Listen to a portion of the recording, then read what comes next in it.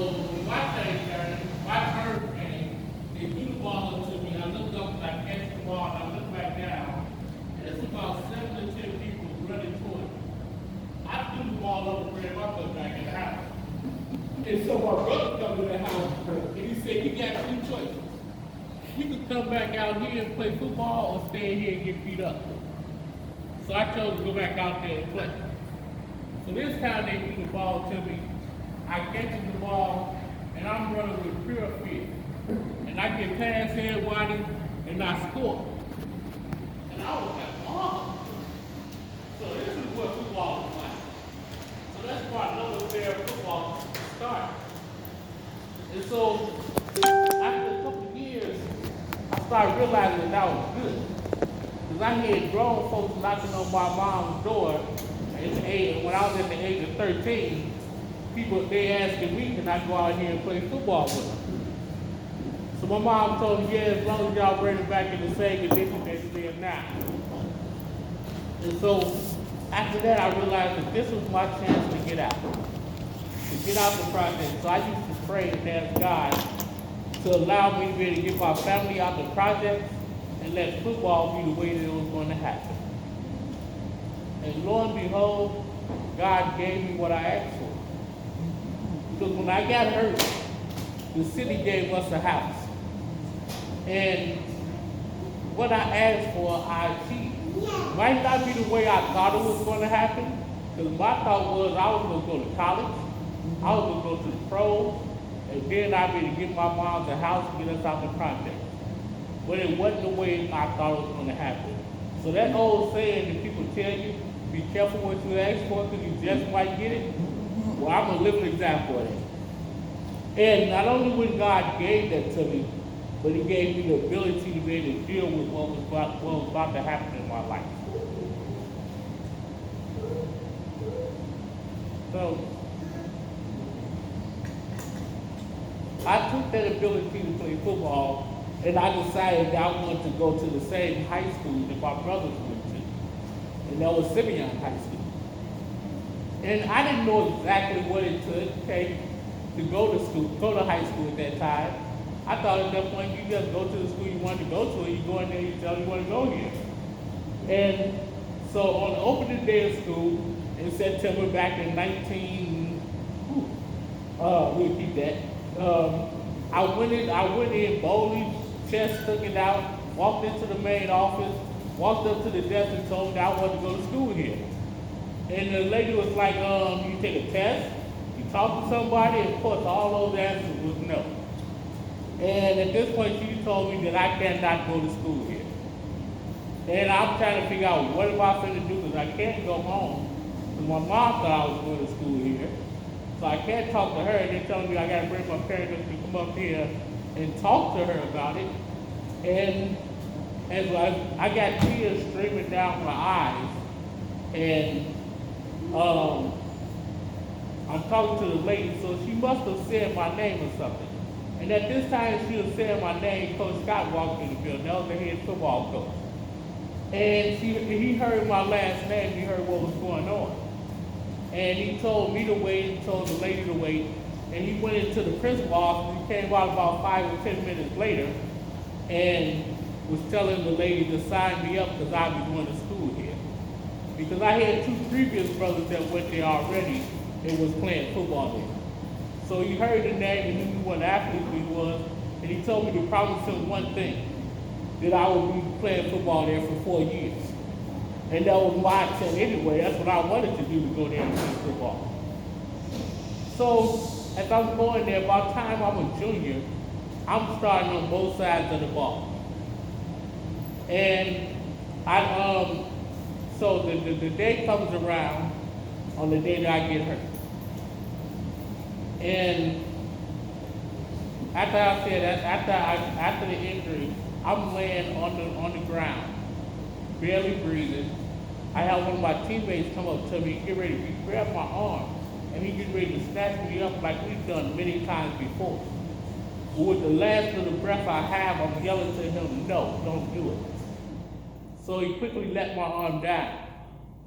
And at this point, the coaches the doctors, the paramedics, they're all running out there to the field.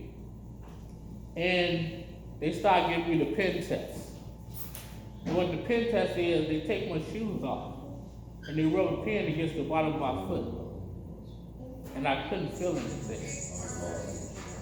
So at this point, they start coming up my legs, my arms, my chest, up to my neck, and I still don't feel anything. I don't feel anything till they reach my face. So tears are streaming down my eye, down my face. Nobody want to look me directly into my eye. And they started saying that we got to get them to the emergency room as quick as possible. And so, because I'm playing on 130 toilets at Gateway Stadium, the hospital that was nearest me was Roseland Hospital. And as most people know, if you stay out in the hundreds, Roseland is like a roach motel.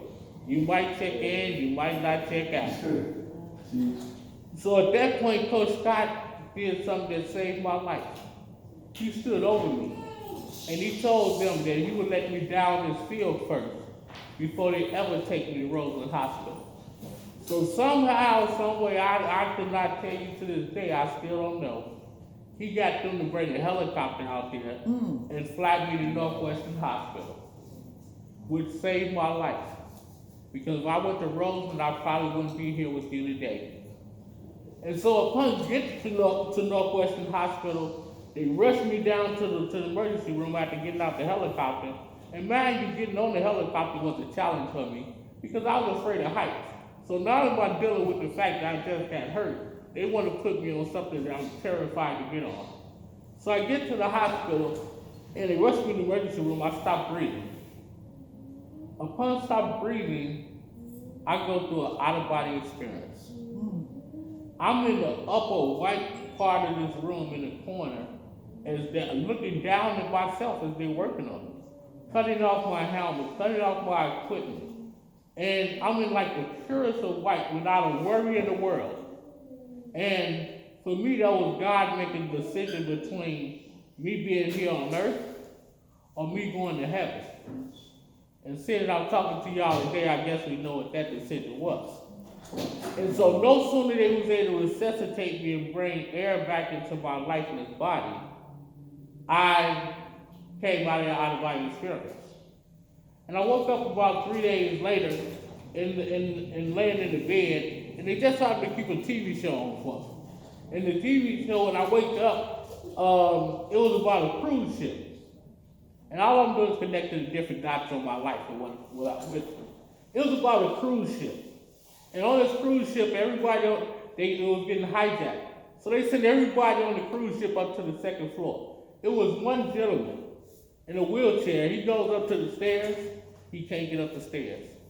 So they grab him by his shoulders, take him to the edge of the ship, shoot him in the head, and throw him overboard. This is the first thing I see before finding out that I'm about to be in a chair for the rest of my life. So at this point, I'm terrified of what might be going on.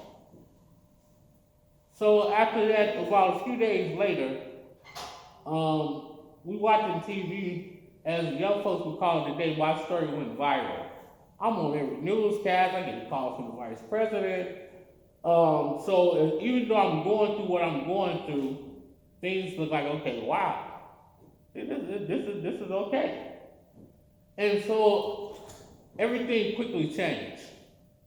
The doctor comes in and gives me my diagnosis. And the diagnosis he tell me was that the only thing I'm gonna do the rest of my life is blink. I'm not gonna breathe on my own, not be able to talk on my own, not eat solid food, have kids, anything. And then on top of it, he tell me that my life expectancy is gonna be 10 years. So I'm looking like my life is over. Whether I live through this or not, my life is still over. Because what am I going to be able to do? The only thing I'm able to do is blink. I couldn't breathe on my own. And I believe what you're saying, but when my family was there to support our head, we started praying. And we started praying that this was not going to be my outcome.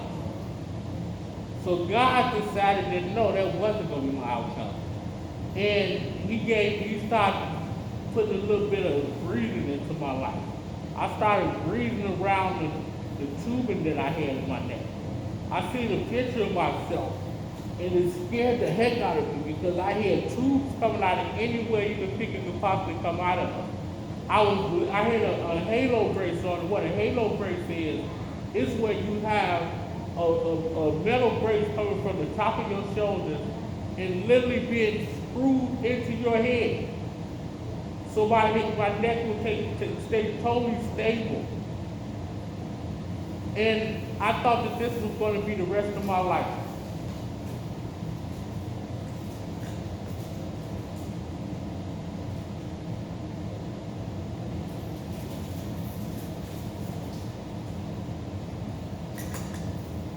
So all that quickly changed. So it's time for me to go to rehab. And I'm excited to go to rehab because rehab was about, the hospital is about what I can't do. I can't do this, I can't do that. I'm not going to be able to do this, I'm not going to be able to do that. But then rehab was about possibility of what I can do, how I can do it, when I can do it, how I'm going to be able to live my life. And that's what I was excited about. So they started teaching me about different things that I can do. So they showed me that I can use this mouse stick here. And this mouse stick allows me to do a lot of things that everybody else can do. Allow me to play video games. Allow me to turn the TV on and off. Allow me to be able to use a computer where I can type 35 words a minute. Come on now. Allow me to do these different things. And then they showed me about using my sip and puff wheelchair that I'm in. And what this was the freedom to be able to get around anywhere that I wanted to be able to do. And the way my chair work is, because I have to explain this to people, people think you just hop in it. I hear people that did that before. In order to go forward, I blow hard to go forward. I sip in hard to go reverse. I'm blowing lightly to turn right, and sip in lightly to turn left. And this, between these two things, this gives me the freedom to be able to live the life that I want to be able to live. To be able to do the things that I told y'all I'd be able to do. So these are the things, the tools that they taught me. So after being in the rehab for about 3 months, I had to build, it was time for me to leave. And because I knew I had all this press coverage going on, and all these different things, I knew when I left they was going to give me the opportunity to talk to the press. So I decided to do my own Super Bowl commercial. They asked me, what did I want to do in life after I left here? Well, I said the first thing I want to do, I want to go to the Super Bowl. And so they couldn't give me the Super Bowl. Well, no, I didn't say I want to go to the Super Bowl, I'm sorry. I said I want to go to Disney World, like the MVP does after he wins the Super Bowl. And so that ended up happening after I got home.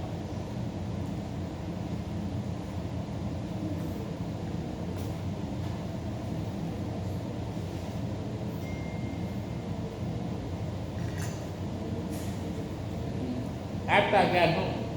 But I still had doctors, I still had nurses and therapists and everything telling me that they understood what I was going through after I got home and I was still doing therapy. And I was just like, okay, how do y'all understand what I'm going through?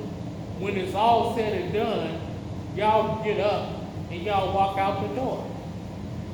But then one day I had a gentleman come into my life named Daryl Steen. And he got hurt about 10 years before I did playing professional football. And he taught me what it's like to live as a man in a wheelchair, a black man in a wheelchair. Because I did a story in the paper, and as I told the man that I was doing a story on me, that I have 3 strikes against me. I'm young, black, and disabled. So that means I had to work 3 times as hard as anybody else to achieve anything in life. And that's what I strive to do. Because God took a kid that had no voice, that wasn't supposed to be able to speak, wasn't supposed to be able to breathe, and put me in front of people to be able to talk to them, to give them the testimony that he has blessed me to be able to have. Come on, man. Come on.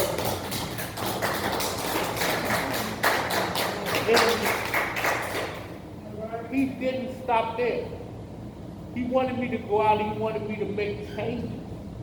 So he gave me the ability to help make change laws. to get catastrophic injury insurance for high school athletes in the state of Illinois. Hallelujah. And reason that's important because the insurance that they have for people that's disabled, that this Affordable Care Act, and thank God that it's helping a lot of people, but it wasn't helping people that was disabled. Because it takes an average of anywhere from $250,000 and $400,000 to live in the condition in which I'm in. I have both Medicare and my own insurance, and I still have to pay at least $500 or more a month to take care of the things that I need to do. And as time went on, I ended up getting a lawsuit. We settled out of court. And through many different things, people think I'm living this lavish life. No, I'm not. Because so much that went into my own, paying for my own health care. Because up until 15 years ago, I was paying for my own health care out of my own pocket because I couldn't get Affordable Care Act because they told me I made too much, so I couldn't get on public assistance. I couldn't buy my own insurance because I had a pre-existing injury. So between making dumb mistakes, between having to pay for my own hospital bills, once again I found myself in a situation that I was before. Struggling to pay for bills, struggling to live my life, and I had to start all over again. And I got caught up in people say, you being in the wrong place at the wrong time. That happened to me. And that's part of the reason how I lost everything. I was living this lifestyle where I was partying every day, but in the morning I would get up and talk to kids and tell them how they're supposed to live their life the right way. But at night I'm going out 6 nights a week. And so one night I decided to go out and I get caught on this video called Pimps Up, Hoes Down. And after people seeing this, they associated me with being a pimp. So I was making $1,000 every time I gave a speech for 20 minutes. And because of me being caught in that video, it was all taken away. So I had everything, once again, I lost everything again. And I ran to Florida thinking like, okay, only people in Chicago is gonna know about this. And upon getting in Florida, they showed the video again on HBO. And so now everybody in Florida know about it. So now they looking at me all funny again. So this time I had to suck it up and I came back home. And regardless of what people thought about me, I knew I had to change my life and live a better life. And once again, God accepted me to give me that opportunity to change my life. Thank you, Jesus.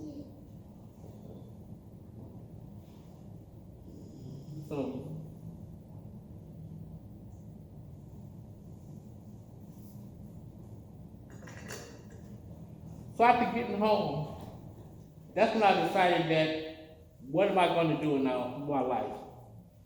And I done moved out on my own. I've been living on my own for over 20 years. And I figured out what do I want to do. And I knew the one thing I knew more than anything else, I knew how to play football. So I decided to become a coach. And when I decided to become a coach, nobody would hire me. Because everybody asked the question, how is a man without his arms or his legs to be able to move him going to coach football? But what I knew, what my coach taught me was that football is more mental than physical.